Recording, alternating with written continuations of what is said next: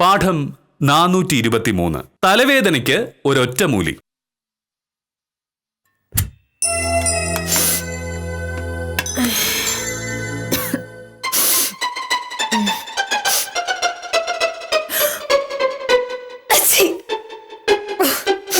അമ്മേ, മണിയേറ്റായിട്ടും ചായ ഇട്ടില്ല. നീ മറന്നല്ല മോനേട്ടാ, എനിക്ക് ഭയങ്കര ജലദോഷ, തലവേദനയുണ്ട്.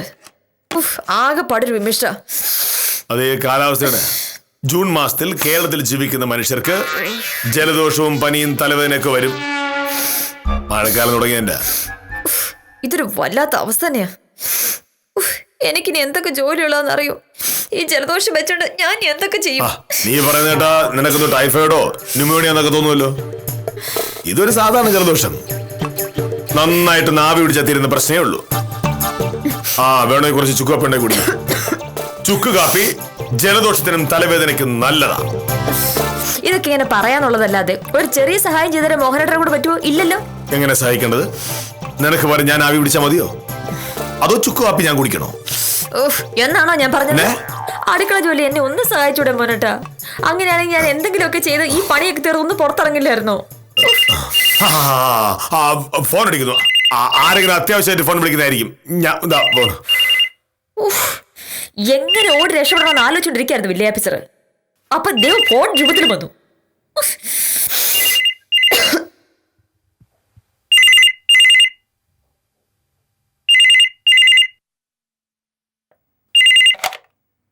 ഹലോ, അതെ. ഉണ്ട്, കൊടുക്കാം. ഭാമേ,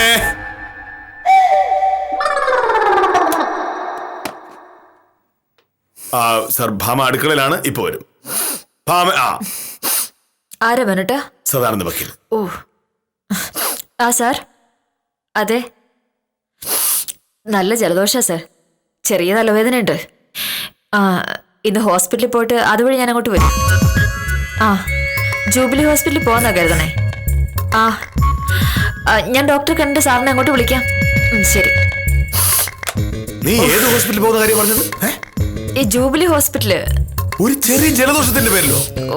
ചെറുതായാലും വലുതായാലും ജലദോഷം അല്ലേ മോനേട്ടാ? അസുഖം വന്ന പിന്നെ ഡോക്ടറെ കാണണ്ടേ? ജൂബിലി ഹോസ്പിറ്റലില് ഒരു പുതിയ ഡോക്ടർ വന്നിട്ടുണ്ടെന്നാ പറഞ്ഞത്. Doctor Philip Mathew. അല്ല, ഒന്നാമതൊരു ഡോക്ടറാന്നാ പറയണേ.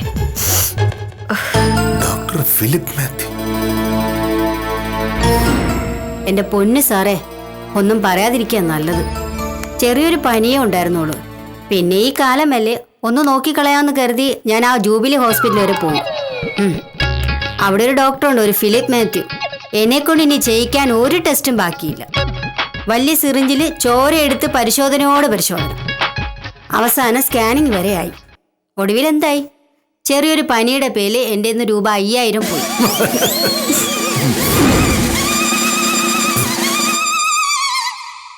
അവക്ക് പോകാൻ വേറൊരു ആശുപത്രി കണ്ടില്ലേ?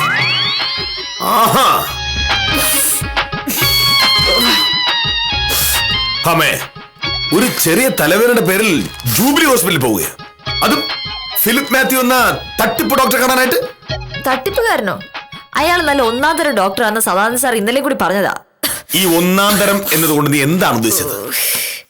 കഴിഞ്ഞ ദിവസം ഒരു ചെറിയ പനിയുടെ പേരിൽ ആ ഡോക്ടറെ കാണാൻ പോയ സ്വയംപ്രഭയ്ക്ക് ചെലവായത് 5000 രൂപ. അറിയാം? 5000 രൂപ? അതെ. സ്വയംപ്രഭ അവിടെ ചെന്ന് കയറിയതും അയാൾ പറയാത്ത പരിശോധനകളില്ല. പനിയുമായി വരുന്ന ആളെ സ്കാൻ ചെയ്യേണ്ട കാര്യം എന്താണ്? കാശ് പിടുക്കാനുള്ള അടവ്. അങ്ങനെയുള്ള ഡോക്ടറെയാണ് നീ വലിയ മഹാൻ എന്ന് പറഞ്ഞത്. എന്റെ മോഹനേട്ടാ, അസുഖം വരുമ്പോ ശരിയായ ചികിത്സ കിട്ടണ്ടേ? അതിന് ചിലപ്പോ കുറച്ച് കാശൊക്കെ ചെലവാക്കേണ്ടി വരും. അങ്ങനെ ചെലവാക്കാനും കൂടിയാണ് നമ്മൾ കഷ്ടപ്പെട്ട് ജോലി ചെയ്ത് കാശുണ്ടാക്കുന്നത്. വെറുതെ തോന്നും പോലെ ധൂർത്തടിച്ച് കളയാനല്ല നമ്മൾ കാശുണ്ടാക്കുന്നത്. ആമേ, ഒരു ജലദോഷം വരുമ്പോഴേക്കും അമ്മാതിരി ഡോക്ടർമാരെ കണ്ടാൽ അവർ നടത്താവുന്ന സകല പരിശോധനകൾ നടത്തി കാശ് വാങ്ങും.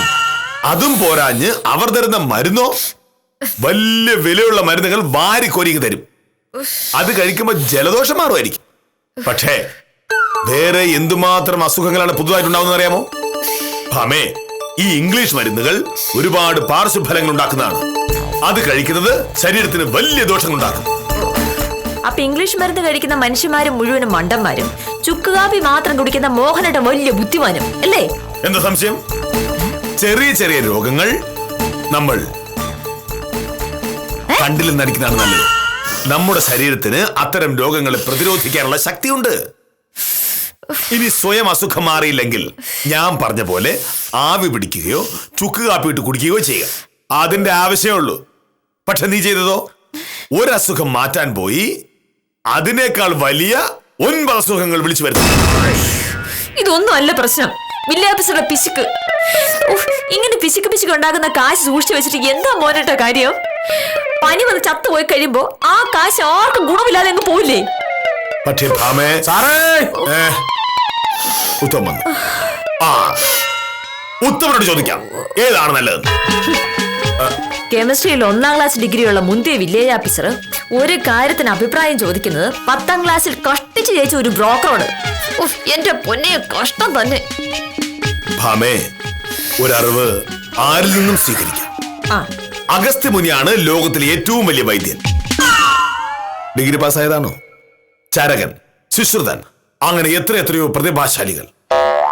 അവർ ഡിഗ്രി പാസ്സായിട്ടുണ്ടോ? ആധുനിക വൈദ്യശാസ്ത്രത്തിന്റെ പിതാവ് ഹിപ്പോക്രാറ്റിസ് ഏത് ഡിഗ്രിയാ പാസ്സായത്? എല്ലാ കാര്യങ്ങളും ഡിഗ്രിയുടെ കണക്കിൽ അളക്കരുത്. മോഹനയുടെ ആവശ്യമുള്ള കാര്യങ്ങളെല്ലാം ഡിഗ്രിയുടെ കണക്കിലും അല്ലാത്തതെല്ലാം തോന്നുന്ന പോലെ അളക്കാം. ഇതിനുള്ള മറുപടി ഉണ്ട്. അത് ഉത്തമോട് സംസാരിച്ചതിന് ശേഷം.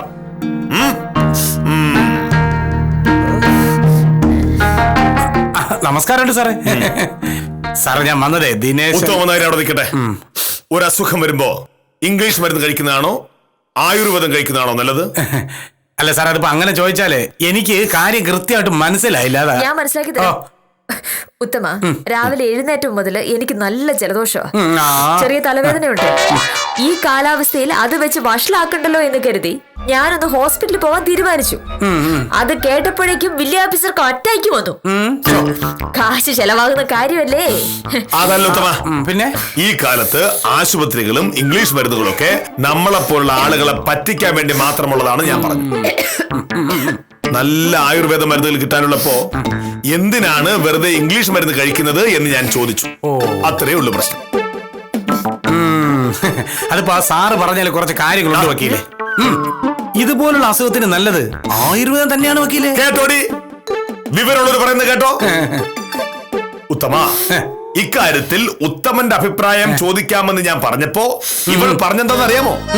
10ാം ക്ലാസ് കഷ്ടിച്ച് പാസ്സായ ബ്രോക്കറോടാണോ ഇത്തരം കാര്യങ്ങൾക്ക് അഭിപ്രായം ചോദിക്കുന്നതെന്ന്. ഞാൻ അങ്ങനെയല്ല ഉത്തമ പറഞ്ഞത്. പറഞ്ഞത് തുണ്ടിത്തരമാണ്. നമ്മൾ പറഞ്ഞ കാര്യം ഉത്തമനോട് പറഞ്ഞെന്തിനാ? പറയൂ. അതിനെന്താ കുഴപ്പം? സത്യം എവിടെ എപ്പോഴും പറയാം. അത് ശരി. അപ്പൊ വക്കീൽ എന്നെ അങ്ങനെയാണ് കരുതിയിരിക്കുന്നത് അല്ലേ? ഇനി എന്തെങ്കിലും കാര്യത്തിന് ഉത്തമ ഒരു സഹായം വേണം കേട്ടാ എന്ന് പറഞ്ഞ് വിളി. അപ്പൊ ഞാൻ ശരിയാക്കി തരാമേ. അയ്യോ, അങ്ങനെയല്ല ഉത്തമ. സുശ്രുതനും ചരകനും ഹിപ്പോക്രാറ്റ്സും ഒക്കെ ഉത്തമനെ പോലെയാണെന്ന് മോഹനേട്ടൻ പറഞ്ഞപ്പോ. ആരൊക്കെ? സുശ്രുതൻ, ചരകൻ, ഹിപ്പോക്രാറ്റിസ്. ഓഹോ, അത് ശരി. അപ്പൊ ഇമാതിരിയുള്ള ആൾക്കാരെ പോലെയാണ് ഞാനെന്ന് സാറ് പറഞ്ഞല്ലേ? ഓക്കെ, നിങ്ങളെയൊക്കെ മുമ്പില് ഉത്തമൻ ഇത്രേ വിലയുള്ളൂ എന്ന് എനിക്കിപ്പോ മനസ്സിലായി. അതല്ല ഉത്തമ. സാറിപ്പോ ഒന്നും പറയണ്ട. ഇപ്പൊ വക്കീല് ജലദോഷമാണല്ലോ പ്രശ്നം. തലവേദനയുണ്ട്. ശരി, നമ്മുടെ മരിച്ചുപോയ പ്രവാരം വൈദ്യരുടെ മോൻ ജൈവമാറെ ഒരു അരിഷ്ടം ഉണ്ടാക്കും. നല്ല ബെസ്റ്റ് സാധനമാ. മഴക്കാലം വരുമ്പോ നമ്മുടെ നാട്ടിലുള്ള ആളുകൾ മുഴുവൻ ജൈവമാറിന് അരിഷ്ടം വാങ്ങും. അത് കഴിച്ചാ പിന്നെ ജലദോഷവും ഇല്ല, തലവേദനയില്ല, പനിയില്ല, ഒന്നുമില്ല. മുടിഞ്ഞ കൈപുണ്യ. വേണമെങ്കിൽ അതൊന്ന് വാങ്ങിച്ച് കഴിച്ചു നോക്ക്. ഉത്തമ പോയി ഒരു അരിഷ്ടം വാങ്ങി ഭാമയ്ക്ക് കൊണ്ട് കൊടുക്ക്. ആ വില കയ്യിൽ വെച്ചിരുന്നതാ സാറേ. നിങ്ങൾക്കൊരാവശ്യം വരുമ്പോ ഞാൻ വേണം. അത് കഴിയുമ്പോ ഞാൻ 10ാം ക്ലാസ്സുകാര്, ബ്രോക്കർ. അപ്പോ നിങ്ങൾ ഭയങ്കര ഡിഗ്രിക്കാർ രണ്ടുപേരും. ഡിഗ്രിക്കാരി തന്നെ പോയി വാങ്ങിച്ചാൽ മതി. വേണമെങ്കിൽ ഇതാ അങ്ങനെ മൊബൈൽ നമ്പർ ഞാൻ തരാം. പറയൂ. ജയകുമാർ സാറിന്റെ കടലാസും വേന എടുത്തോ എഴുതിയെടുക്കാനേ.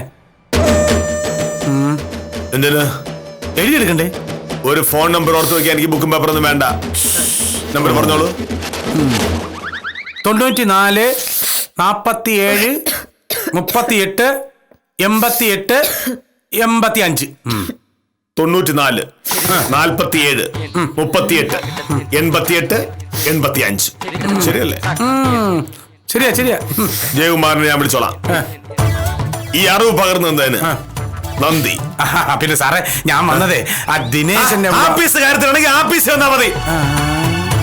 ചുമ്മാ അത് കൊള്ളാല്ല. സാറിന്റെ ആവശ്യം കഴിച്ചപ്പോ നമ്മള് പുറത്ത്. എന്നാലും വക്കീല് കൊള്ളാം കേട്ടാ. 10ാം ക്ലാസ് പാസ്സായ ബ്രോക്കർ. ഉത്തമ അങ്ങനെ എനിക്ക് മനസ്സിലായി. ഞാൻ ഇപ്പൊ പോകുന്നു. ഇനിയും ഒരാവശ്യത്തിന് വക്കീല് വിളി. അപ്പൊ ഞാൻ ഇതിന്റെ മറുപടി പറയാം. 10ാം ക്ലാസ് പാസ്സായി ബ്രോക്കർ അല്ലേ? കൊള്ളാം.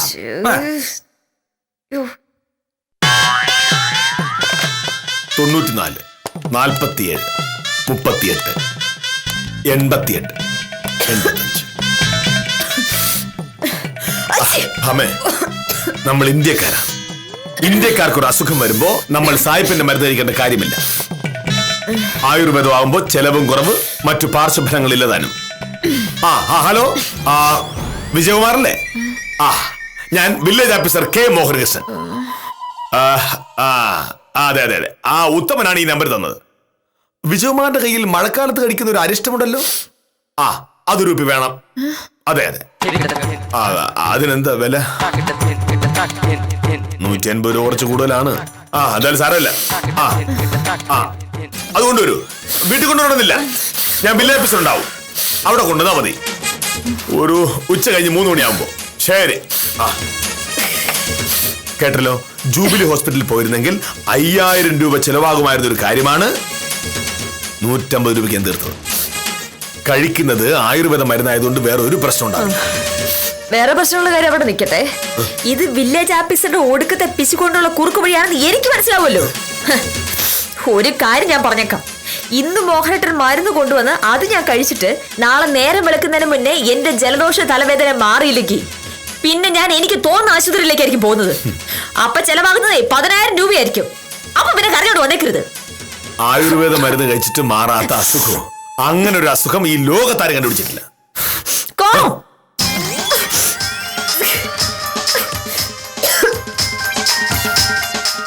ഉത്തമം കൃത്യസമയത്തൊന്നുകൊണ്ട് രക്ഷപ്പെട്ടു.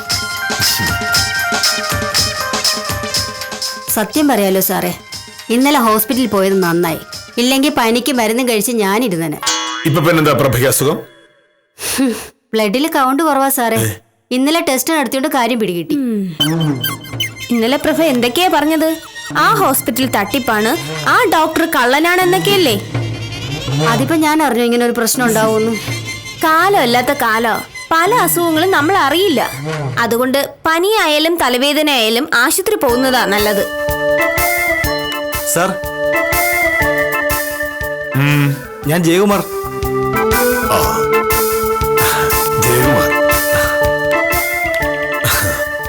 ജയകുമാറിനെ പറ്റി ഉത്തമനാണ് എന്നോട് പറഞ്ഞത്. ജയകുമാറിന്റെ അരിഷ്ടത്തിന് ഭയങ്കര ഡിമാൻഡാണല്ലേ? അങ്ങനെ ജീവിച്ചു പോന്നു സാറേ. പക്ഷെ ജയകുമാറെ, ഈ കൈപുണ്യം എന്ന് പറയുന്നത് ഈശ്വരൻ തരുന്നതാണ്. അത് ജയകുമാർ ഉപയോഗിക്കുന്നു. നാട്ടുകാർക്ക് അതൊരു സഹായമാവുന്നു, ജയകുമാറിനൊരു വരുമാനവും ആവുന്നു. ഞാനും അത്രയും കരുതിയിട്ടുള്ളൂ. ഇതിന് എത്ര രൂപയാണെന്നാ പറഞ്ഞത്? 150 രൂപ. എന്തെങ്കിലും കുറയോ? അതെന്ത് വർത്താനാ സാറേ? 150 കുറച്ച് തന്നാ എനിക്ക് എന്ത് കിട്ടാനാ? ശരി, 150 എങ്കിൽ 150. എന്നാലും ബാക്കി 4850 രൂപ ലാഭമാണല്ലോ. 4850? അങ്ങനെയും ചില കണക്കുകളുണ്ട്. ശരി, അപ്പൊ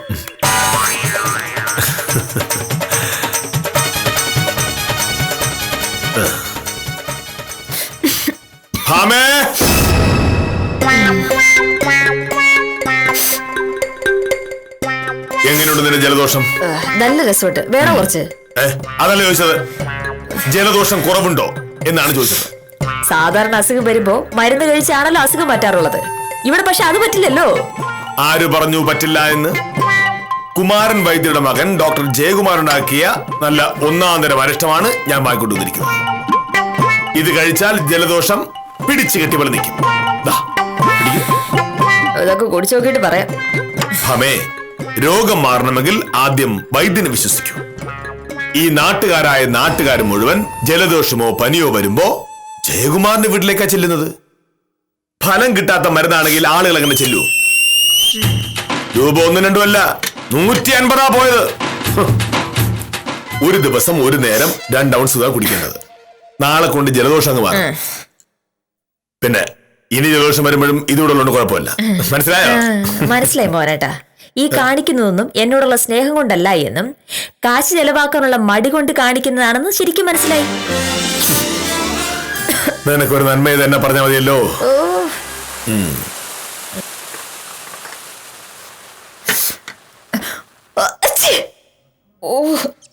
അതെ ഉത്തമനാണ്.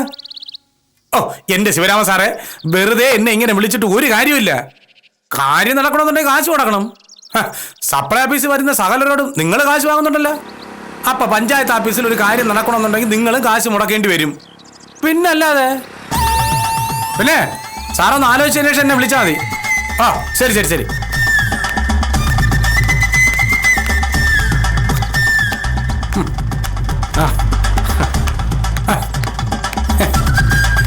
ഇതാരും ജൈവമാറ, നീ ഇവിടെയൊക്കെ ഉണ്ടാടായി. കഴിഞ്ഞ ആഴ്ച നിന്റെ പോലീസ് പൊക്കിന്ന് പറയുന്നതായിട്ട്. ആ SIക്ക് കാശിന് ആവശ്യം വരുമ്പോ എന്റെ വീട്ടിലേക്ക് വരും. വാറ്റാൻ വെച്ചിരിക്കുന്ന സാധനങ്ങളൊക്കെ തൊണ്ടിയാണെന്നും പറഞ്ഞ് എടുത്തോണ്ട് പോകും. ഞാൻ കാശ് കൊടുക്കും. അതൊരു പതിവല്ലേ. അത് പോട്ടെ ഉത്തമ, നമ്മുടെ മോഹനകൃഷ്ണൻ സാർ എന്നാ വെള്ളമടി തുടങ്ങിയത്? അങ്ങേര് ഭയങ്കര ഡീസന്റ് ആണെന്നാണല്ലോ നാട്ടുകാർ പറയുന്നത്. നീ ഇപ്പൊ പറഞ്ഞതേ അങ്ങേര് കേൾക്കണ്ട. മോഹനേര് സാറ് കള്ളു കുടിക്കണമെന്നുണ്ടെങ്കിൽ സൂര്യൻ പടിഞ്ഞാറ് ഉദിക്കണം. എന്നിട്ടാണോ രാവിലെ എന്നെ വിളിച്ച് ഒരു കുപ്പി അരിഷ്ടം വേണമെന്ന് പറഞ്ഞത്? നീയാണ് നമ്പർ കൊടുത്തതെന്നും പറഞ്ഞു. ഭഗവാനെ, ഞാൻ നിന്റെ നമ്പറാണോ കൊടുത്തത്? ഇന്നല്ലാതെ ഞാൻ ആ കുമാരൻ വൈദ്യരുടെ മകൻ ജയകുമാറിന്റെ നമ്പറാണല്ലോ കൊടുത്തത്. അതുകൊള്ള ആള് മാറിപ്പോയി ജയകുമാറേ. എന്നിട്ട് നീ സാധനം കൊടുത്താ? പിന്നെ സാധനം ആപ്പീസിൽ കൊണ്ടുപോയി കൊടുത്തു. നല്ല ഊശിര സാധനമാണ്. ഒരു പെഗ് അടിച്ചാൽ സ്വർഗം കാണും. എന്റെ ഈശ്വരോ, അരിഷ്ടത്തിന് പകരം ബാറ്റ. മോഹനേഷ സാർ ഇന്ന് എന്റെ കഥ കഴിക്കും. മോഹനേഷ സാറേ, സാറേ, മോഹനേഷ സാറേ, സാറേ, സാറേ, സാറേ, മോഹനേഷ സാറേ, സാറേ, വക്കീലെവിടെ? സാറ് ജയകുമാറിന്റെ കയ്യിൽ നിന്ന് അരിഷ്ടം വാങ്ങിച്ചാ? സംഗതി മാറിപ്പോയി. അരിഷ്ടമല്ലെന്ന്, ഈ ജയകുമാർ മാറിപ്പോയി. ഞാൻ തന്നില്ലേ നമ്പരേ? സാറേ മാറ്റുന്നത് ജയകുമാറിന്റെ നമ്പരായിരുന്നു. സാറേ, സാറേ, വക്കീൽ ഇത് കുടിച്ചായിരുന്നോ? കുടിച്ചോന്നറിയില്ല, അരിഷ്ടം ഞാൻ കൊടുത്തു.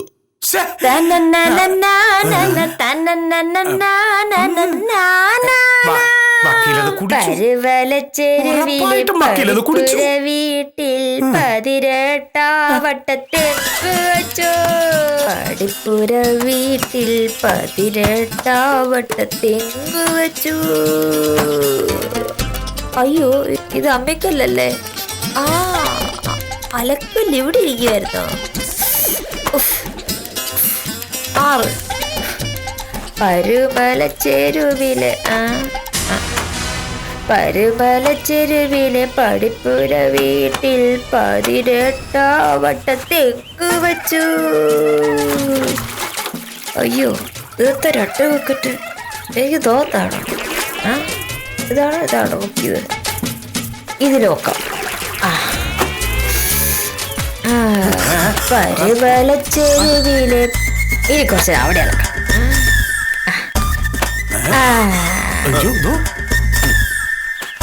പരുമലച്ചെരുവിലെ പടിപ്പുര ഇതൊരു പഴയ സിനിമ പാട്ടില്ലേ? പുതിയ പാട്ട് പാടണമല്ല, കേട്ടോണ്ട് പറഞ്ഞതാ. സോപ്പോടെ, സോപ്പ നീ എവിടെ? സോപ്പ് എവിടെ? ഇവിടെ വാ.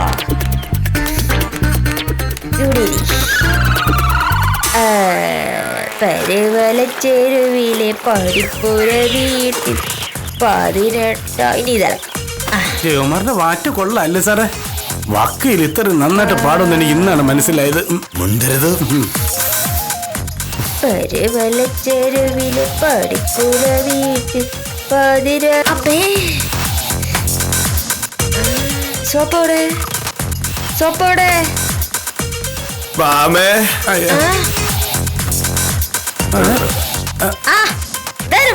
സാറോ എന്തൊക്കെയുണ്ട് സാറേ വിശേഷം? പെട്ടെന്ന് അങ്ങനെ ഇപ്പൊ എന്ത് വിശേഷം ഉണ്ടാവാനും?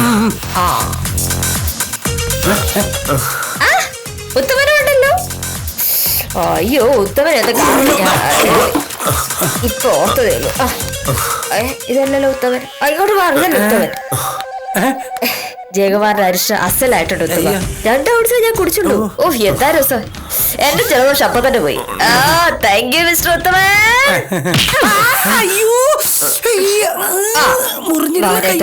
ഇനി എനിക്ക് എപ്പോ ജലദോഷം വന്നാലും ജയകുമാറിന്റെ അരിഷ്ടം മതിയേ. യാതൊരു പാർശ്വഫലവും ഇല്ലാത്ത മരുന്നുള്ളപ്പോ നമ്മൾ എന്തിനാ വെറുതെ ഇംഗ്ലീഷ് മരുന്ന് കഴിക്കാൻ പോകുന്നത്? അല്ലേ മിസ്റ്റർ ഉത്തമൻ?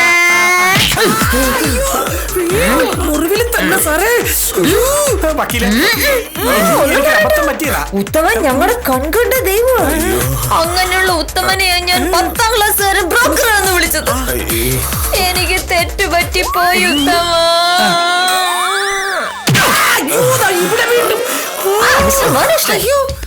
താങ്കൾ ഒരു മഹാനാണ്.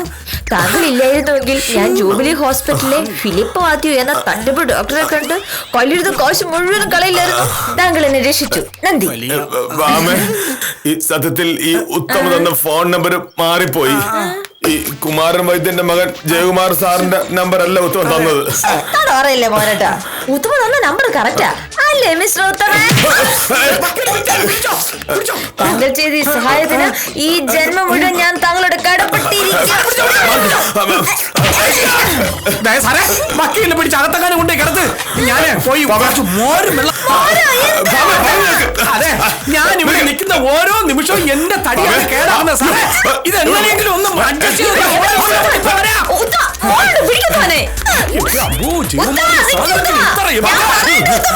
നിക്കണമെന്ന് ആഗ്രഹമുണ്ട് എന്റെ വക്കീലെ. പക്ഷെ ഇനി നിന്ന് കഴിഞ്ഞാൽ എന്റെ അസ്ഥി പോലും കിട്ടൂല എന്നുള്ള കാര്യം എനിക്ക് നന്നായിട്ട് അറിയാം. അയ്യോ, എനിക്ക് ജീവനിലെ കൊതിയുണ്ട്. 10ാം ക്ലാസ് ബ്രോക്കർ എന്നല്ല എന്റെ തന്തയ്ക്ക് വിളിച്ചാലും ഞാൻ ഇവിടെ നിൽക്കൂല.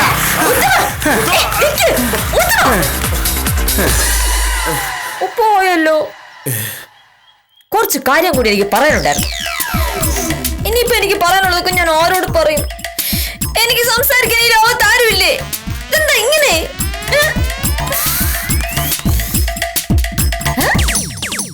മോഹൻകൃഷ്ണൻ സാർ ഇവിടെ ഉണ്ടായിരുന്നോ? അപ്പൊ പിന്നെ ഇനി സാറിനോട് സംസാരിക്കാം. അടുക്കരുത്. അയ്യോ,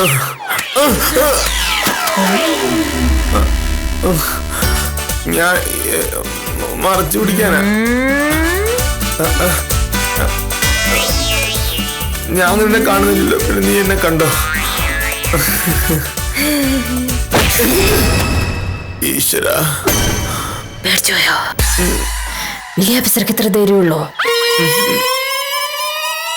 പേടിക്കണ്ട, ഞാൻ അരിഷ്ടം കുടിച്ചിട്ടൊന്നുമില്ല.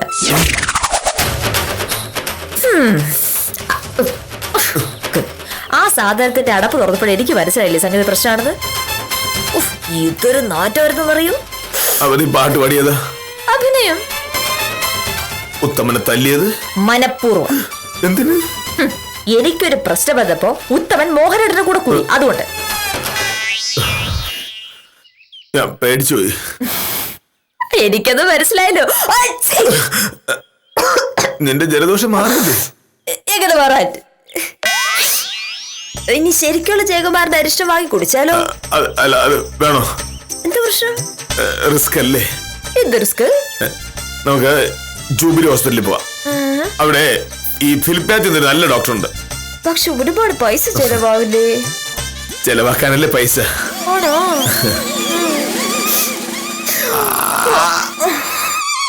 ഇംഗ്ലീഷ് മരുന്നുകളെ പേടിച്ചിട്ടാണോ, പണം ചെലവാക്കാനുള്ള മടി കൊണ്ടാണോ മോഹനകൃഷ്ണൻ ഈ ഒറ്റമൂലി പ്രയോഗത്തിന് ഇറങ്ങിയതെന്ന് പ്രേക്ഷകർ തീരുമാനിക്കുക. എന്തായാലും ഉത്തമൻ കൽപ്പിച്ച ഒറ്റമൂലി കൊണ്ട് സത്യഭാമയുടെ തലവേദന മാറിയില്ലെങ്കിലും മോഹനകൃഷ്ണന്റെ പിശുക്കിന് ഒരു അറുതിയായ നിലയ്ക്ക് ഇന്നത്തേക്ക് വിടാം.